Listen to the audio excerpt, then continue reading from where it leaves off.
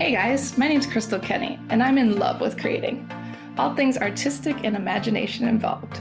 I'm an American girl who chased her creative dreams all the way to Paris, France, making a living using photography. This podcast takes you inside the stories of all the artsy folks I've met along the way and gives you that extra push to discover your creative gifts.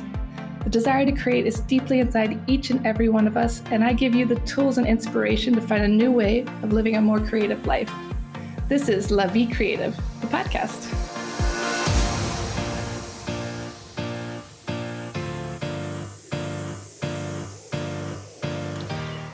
An award-winning Broadway producer and the director of American Concierge Travel Group. My guest today is Sharon Carr. So welcome to the show, Sharon. I've known you for a couple of years now working together, and I've really enjoyed getting to know you and your life, and I think you'd be an inspiration for many. I wanted to talk a little bit today about your creative journey. I know you went from being you were the first woman in history to work for the American Banknote Company to being a Broadway producer. So I'm curious if you can tell listeners a little bit about your story, how these worlds collided, your creative process. Well, sure. And first, thank you so much for inviting me to be on here.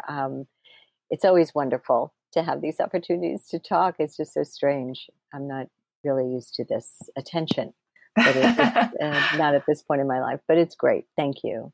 Of course. Yeah. No, I did start off as basically a printer. It was, however, high-end securities printing. And American Banknote Company was printing currency for 53 countries in the world when I first joined them. And I was the first woman in the industry, not just at American Banknote Company, but in the world. It really was an all-boys club, but remember, Sure. this goes back to the 70s, so life was Wow. like that then, yeah. And I realized that they were offering me a career versus a job, which was also unique at the time. There were maybe five women whose heads I could see on Wall Street then. Wow. And of course, that's all changed. But anyway, it was great. And I say it enabled me to live a lifestyle to which my children should only be so lucky to have for their children. So I'm very grateful for that time for any number of reasons. But I basically did sales and covered a couple different departments with them, eventually switching over into holography. They are the guys who invented holography as a security feature, and you have some in your pocket if you have a MasterCard or Visa card. Because American Banknote Company is the company that produces those.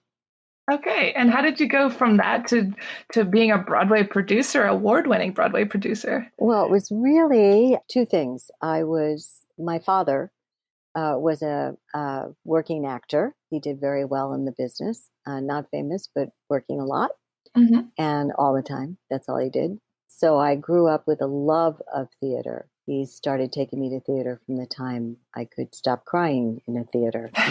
So, very important. Yes. So I grew up in the industry just, as an audience watching him on stage for most of my life and, for all of his life. And at the same time as I was working for the banknote, I wound up shifting over to that holography division. It was really 9/11 that made me leave.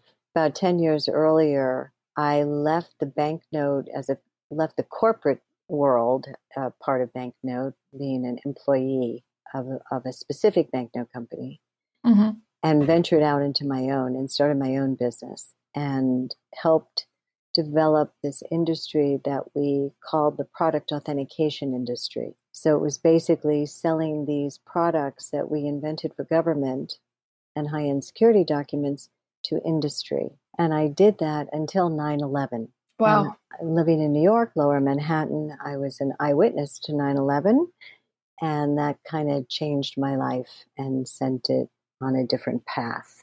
I decided shortly after 9/11 that it wasn't time to continue in that business.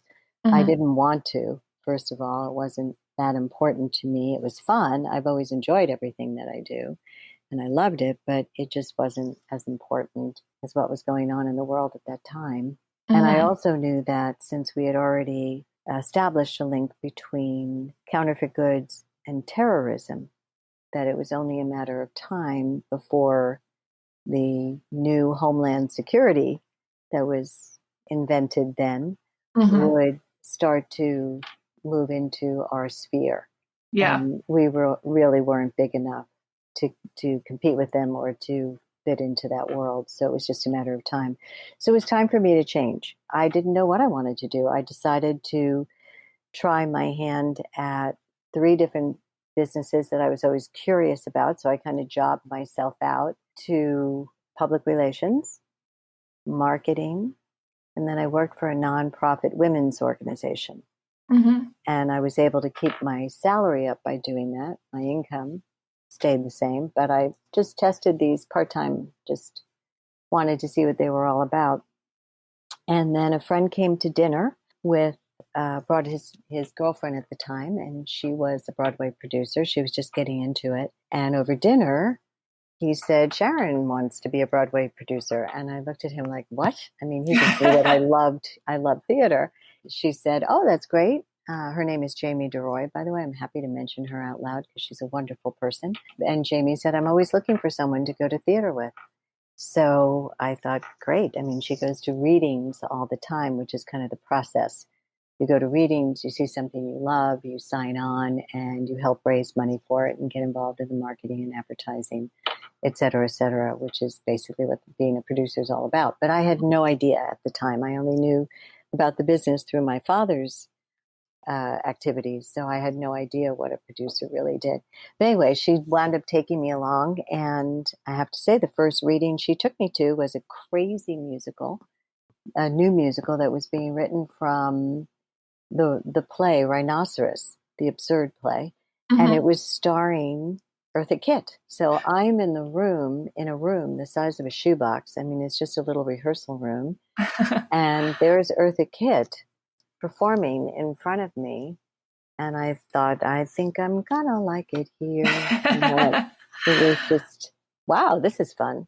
And so for about 8 months or so, I just went to all the readings I got invited to, which was quite a few. And I remember by the end of August, I went to a reading of a new musical called I Love You Because. Hmm. And I took my youngest daughter with me, and I fell in love. I just fell in love with the story and the music. I just said, I have to do this. I have to do That's this. that's wild. So you're kind of like the accidental creative, which I feel like happens a lot. You just Right. kind of fall into these things and then it goes off from there. And it sounds like even before that, with what you were doing for the government, was pretty creative too.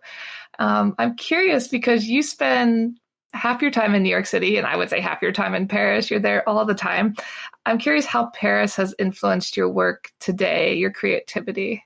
For me, in terms of, I love language. I just see myself as being multifaceted. I say that I live three lives. One of them is all about Paris. I love language. I think the French language is a beautiful language.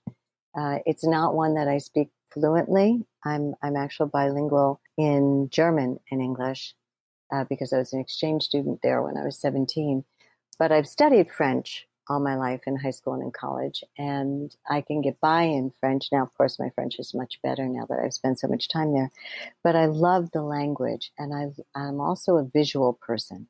And Hmm. I love the colors. I love the sky. I love the fact that you can see sky, which is so contrary to my life in New York. And in terms of the creative factor in creating the business that we do in Paris, that is definitely a combination of my theater world and loving Paris. And I wouldn't even call myself a Francophile, by the way. Hmm. But And why not? because I don't, I mean, I know that croissants are delicious. I know that I really like a French omelet, but there are other things that I love too. It's Hmm. not the only thing that I love. And I'm not particularly a history buff. Hmm. My world is really, really wrapped up in theater. Yes, yes. So everything I know from theater. So from seeing so much theater. And what would you say are some big differences between French theater and American theater, other than being in French? Do you see some big differences, or do you say it's kind of the same world? No, it's a little bit different. I mean, my world is different in theater. because Hmm. I'm so connected to Broadway now. I've been doing it since 2006. So however many years that is, 14, I guess. And so mine is more play musical oriented. I think we do serious work in New York, but I think the French accent is more on plays than on musicals. Hmm. And it's different because of that. Yeah, for sure. The French plays a big role in it, the language, obviously. And I'm curious, what do you consider the biggest influence in your work, or who or what influences your work the most? I give a lot of credit to my dad for my work because he raised me to say, do what you love and the rest will follow. And for whatever reason, I say a lot of this has to do with being a woman, certainly an older woman. There were no expectations put on me as a high school, college person because Yeah. women in those days were only supposed to get married. Yes. So I wasn't pushed in a direction of a career. And so I've just kind of moved along in the direction that life takes me very easily because I don't know how else to do it. Yes, you've always kind of naturally gone with the flow for that. And it sounds like you've been on the forefront for women from the beginning of all the things you've done. And I'm curious, do you have advice for women who are trying to enter a market that's mainly men in the creative world? Like, how did you fight kind of those prejudice, or what did you do to help yourself stay confident? I just did it. You I mean, just I show think, up. yeah, just show up. Confidence is certainly important, and I had confidence. It was always like a joke to me in a way. Hmm. I mean, I remember my father walking in to see me at the banknote. We sat behind these huge oak desks, and the men were all in suit and ties, and they were all the sons of the who's who of industry, right? Yeah. If the son didn't become a doctor or a lawyer, they wound up selling at the banknote company. I mean, because it Yeah. was a high prestigious job. So they were all buttoned up kind of guys. And my father walked in his denim, jeans, jacket, sneakers, and sat at this leather chair next to my desk. And he looked at me and he said, "What are you doing here?" And I looked back at him and he said, "They're all Republicans." And I laughed and I said, "I know, Dad, but they're really funny too. You know, they've got a great sense of humor." Yeah. So it was never like, it never scared you. You just kind of went for it and things Just fell went into for it. place. Yeah, I always, Yeah. especially at the banknote, I knew nothing about stocks and bonds. I'm the daughter of an actor, Yeah. but I thought they would fire me, after the summer, but they didn't. And 28 years later, I'm very grateful for having had a fabulous career.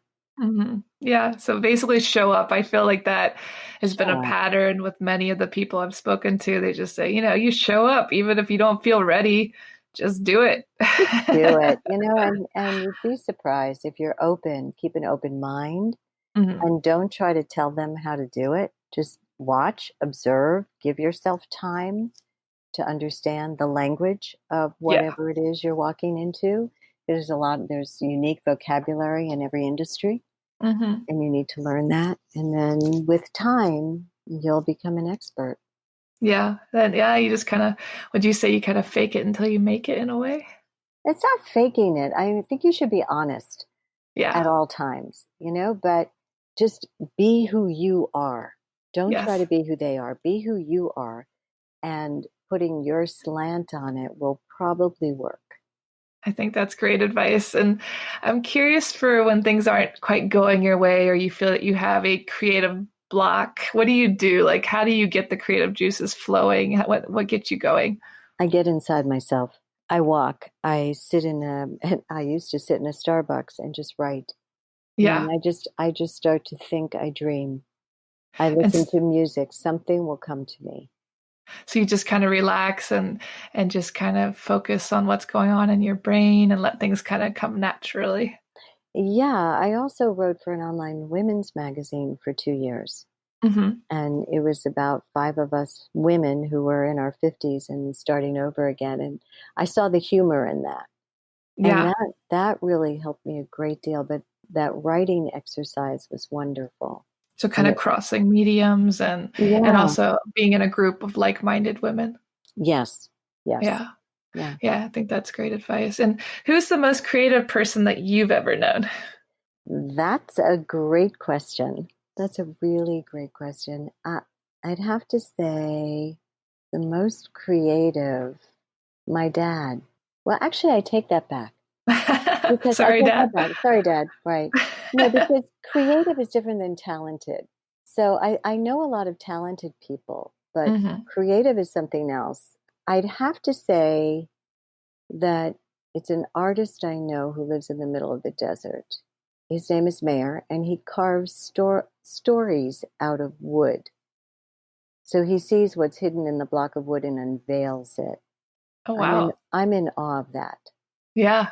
I know a lot of talented people who can, certainly Ivan, my boyfriend, is extraordinarily talented with two brains, one that's very IT smart, like research smart, and the other side that can kind of mechanically figure out how to do something. But this guy actually sees a block of wood and starts to carve what's inside of it. Mm, Unveils it layer by layer. that's crazy. Yeah, It's yeah, making something out of nothing. right. And it's amazing. Yeah, And do you believe that every person has the capacity to be creative? I do. Yeah, I think everybody has that capacity. It just depends on your definition of creative. Sometimes business can be creative too, creative thinking, And how do you define creativity? doing what you love. I mean, the passion, whatever you feel, passion, whatever, exploring your passion. Hmm. Hmm. Um, Whatever keeps you up at night. yeah, yeah, it's something that you have to do. And do you have advice for people that feel, kind of lame? They're like, there's nothing keeping me up at night. I don't. Do you have advice for people who are trying to open that part of themselves? I'll take the Japanese. Wait, Just wait. just wait. Yeah. Be It'll come. patient. Be patient. And some of this comes with age too. Hmm. When you have enough life experience to fall back on, you can come up with new and creative ways to do things. When you're first starting out, it may be harder to be creative. You just haven't had the life experience to be able to express something bigger and deeper. Yeah, it's about having experiences and getting to know yourself. If you haven't maybe Mhm. done much or been exposed to much, it could be Right, difficult. right, right.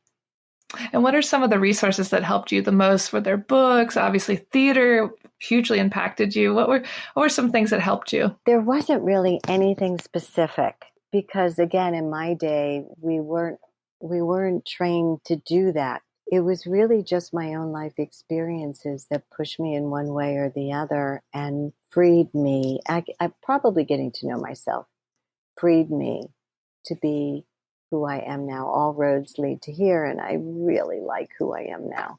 Hmm. I say I'm going to the movies with my three best friends, me, myself, and I. And that's very freeing. Yes, to be comfortable. I had another guest who told me she read a book about you should basically go on dates with yourself. Yeah, I think that's true. And for me, I spend a lot of time with myself when I travel. And I think that's part of the reason why I like it so much. And do you ever get nervous traveling solo as a female? Do you have advice for women who kind of want to get out there in the world, but they're a little nervous to do it alone and they have nobody to go with? Just do it. Just show up. Just Yeah. show up. Just do it. It's the best way because you will go in your head and you'll talk to yourself. Remember the first time I went to Paris on my own 10 years ago, standing at the top of the steps of the metro and saying, "You can do this. You're a New York City kid. You can do it." And it's just that so the metro, you can figure out the metro.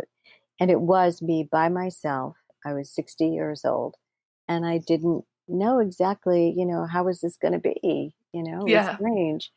And I just, suck it up and talked inside my head and gave myself the courage to do it. I think that's great advice. Just show up, people. Don't be afraid to have some Don't be street afraid. smarts. Just do it. And what's the worst thing that can happen? Here we are, with all this going on, and I'm in the country. And instead of walking down the road, because I'm on a rural country road, I'm dancing down the road. I'm dancing. I put earphones in, I put that on Spotify, happy dance songs. and I'm dancing instead of walking and running. And I tried to get my boyfriend to do it too. And it was fascinating. I mean, he eventually did it and he had a great time and it was really fun. But he was more nervous, who's out there, who's looking, how do I? And then he kind of figured it out when I took his hands, like in a slow dance, but it was a fast dance, but I took his hands. Then he started swinging me and, we started doing things as we were walking down the street and it was really fun. Yeah, why not? I mean, who cares who's looking? Yeah. But I think that some of that comes with age, Yeah, being more comfortable. more comfortable with that. Yeah. Yeah. And you started a travel agency called American Concierge Travel, who I also work with. And I'm curious, what was the journey to that? I mean, you're helping Americans discover Paris now. Was that born out of all your trips there, all the amazing creative people you met there? Like, why start this travel company when you already have such a successful career as a Broadway producer? It's a good question. But what happened is really that when I was in Paris for 6 weeks as part of a 6-month journey that I took after my father passed away, I wound up meeting a couple of American guys. I wound up making friends with them. And so each time I came back to Paris in the next couple of years, which I did do because I just it was so much fun for me to be in this odd place in Paris. In the 19th arrondissement and have this different kind of perception of it. I kind of noticed that they were having a hard time and I wanted to help them. Mm-hmm. And because they had a hard time finding work, they were always available when I came to town. So they would go to a museum with me. I'm a bicycle rider. They would show me how to take out a Vélib and I would just follow them to go to this place or that place. I didn't have to think about it. And so I got to know them really well. I saw them kind of heading downhill. And one day after actually going to the theater with one of them, to the Châtelet, where they were playing an American in Paris, I looked at one of them and I said, "An American in Paris, at your service." And there have got to be other people like me that want to come to Paris and don't necessarily have to stay in hotels anymore. Would love to know somebody and kind of pal around Paris. And that's how we started. But we quickly grew to understanding that people wanted more than just to pal around Paris. They really wanted to have somebody tell them when was Notre Dame built and who was it built by and the Eiffel Tower and when was it there and just the history and the background. So we started bringing in some certified guides. And then we realized early on that we couldn't just sell one-off tours. We couldn't say, go to the Eiffel Tower, we'll get you tickets. We couldn't do that and start a real business. So we started putting together custom itineraries for people. Mm-hmm. And now that's my Broadway because I started with just me now. Of course, we have 3 people doing it. But we started by just creating a production for people to be able to see Paris. So there's the opening act, the ending, and the things that happen in the middle. I think that's a great example of cross mediums. Yeah, exactly. And I realize that's what we do. We really create like a story. There's a story to what we do. You're putting on the spectacle of Paris. Yes. And what a great backdrop, for me to be able to play with that. And then I've been able to show the others how to do it too. And it's great. It's great. We've got fabulous reviews. I mean, we're really happy. Yeah, I think it's a great combination of your skills. I mean, there's a lot of people that have been to Paris more than once and they're looking for something a little more than just the average, everyday tour. So you've done a great job of bringing them so much more. And I'm curious, what future work are you most excited for? What's coming up? There's so much on every level. I mean, I'm so looking forward to revving AmericanConcierge.com back up. And that is the full name, by the way. It's not just AC, but it's AmericanConcierge.com. I'm really excited about revving that back up now that we've been able to take a breath. We can look at it again and say, okay, how do we want to come back into this, which would be fun.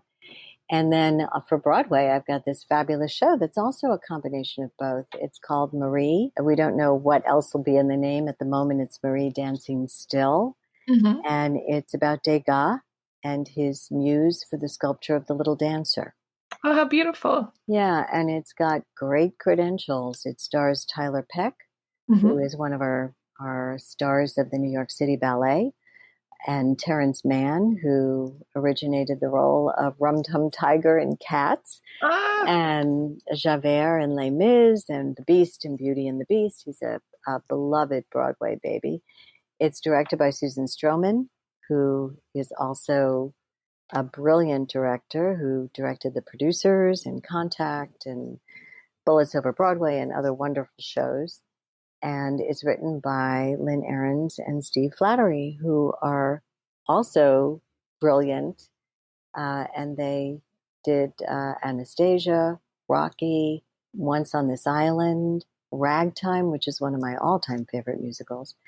So they are fabulous. Everyone involved in this production are people who are absolutely from the A-plus team on Broadway. So, yeah, it sounds like a great group. What an exciting thing to be a part of. And I love the subject too. Yeah. Have fun. Yeah, exactly. And when will it be out? Do you have any idea? Well, we were supposed to go in the fall or the spring this year, the fall of this year, spring of next year. We don't know what's going to happen to Broadway at the moment, but we have other things that we're exploring for the show in the interim. Well, great. And we'll see where that winds up. But it's very exciting to be involved in this project. Yeah, I love the sound of it. I'll be following that for sure. And where can listeners find out more about you and American Concierge and your Broadway work? Well, it's easy with the company, AmericanConcierge.com. And yes. Please do check out our website.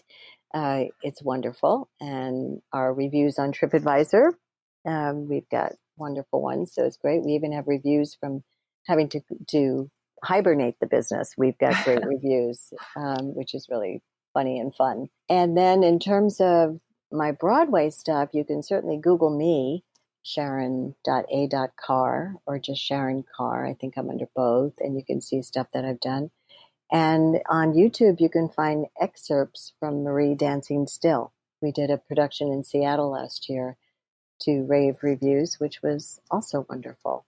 Well, that's great. It sounds like you have so much in the works. You stay busy. You're the busiest woman I know, actually. And thank you so much for talking to me today. Well, thank you. This was fun. This is great. And everybody out there who's listening, I hope you're safe, stay healthy, and look forward to seeing you in Paris or on Broadway at the theater. Perfect. Thanks so much for tuning in to La Vie Creative. You can find more information on MissParisPhoto.com. And if you enjoyed this show, please feel free to share and spread the word for all my creative guests. We have the power to help them to keep doing what they love. See you next time.